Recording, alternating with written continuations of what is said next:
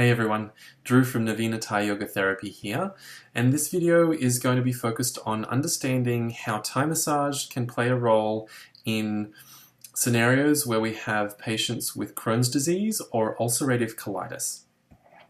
There are a range of things that we need to consider in both of these scenarios, and the first and most important distinction we need to make is whether or not our patient is experiencing a flare-up of Crohn's or ulcerative colitis, or if it is currently managed without any major symptoms. If someone is experiencing a flare-up, there are a range of things that we need to avoid in our treatments. Predominantly, we avoid all pressure to the abdomen. There is already enough internal pressure with the inflammation present within the abdomen, and adding more pressure to that can be dangerous. So we want to make sure that we are not providing any direct abdominal massage when someone is experiencing a flare-up of Crohn's or ulcerative colitis. In addition to that, because we utilize many different positions in Thai massage, we have to be conscious and aware of the positions that we are utilizing. Any positions where inadvertently we're placing increased pressure on the abdomen are going to be contraindicated and also just plain uncomfortable. So things like prone, we want to probably avoid the prone position and utilize more of supine and probably side-lying positions to enhance the comfort and to reduce the pressure on the abdomen. In addition to that, any folding postures that place extra pressure on the abdomen that require people to fold forward, for example. There's a couple of seated postures that require this.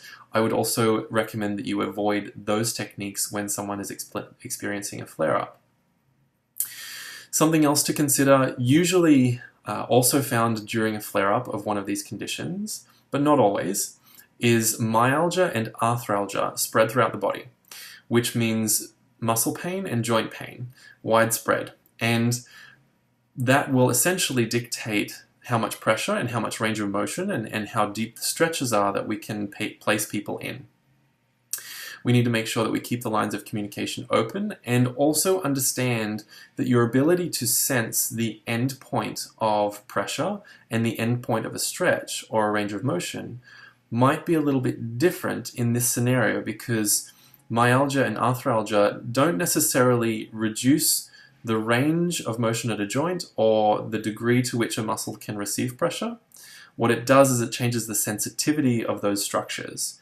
And so we might be normally moving them through a range of motion or providing a pressure that we think is normal and that we think they can receive comfortably because we're getting the typical feedback we do. But we have to make sure that we adjust that accordingly with a little bit of verbal feedback and with an understanding that they might be a little bit more sensitive. In addition to those things, typically what we find associated with a flare-up of ulcerative colitis or Crohn's is increased stress. And so that's a really great opportunity for us to focus our treatment a little bit more on relaxation and more diffuse relaxation effects. So less about focused work on particular muscles and structures and points, and a little bit more focused on helping people relax and unwind and de-stress. If we can do that, then that provides the body a little bit more of an opportunity to get on top of some of the symptoms and hopefully to settle down that flare-up, along with and be supportive to any medications that they're taking in order to manage that flare-up. That's in the scenario where someone is experiencing a flare-up of ulcerative colitis or Crohn's.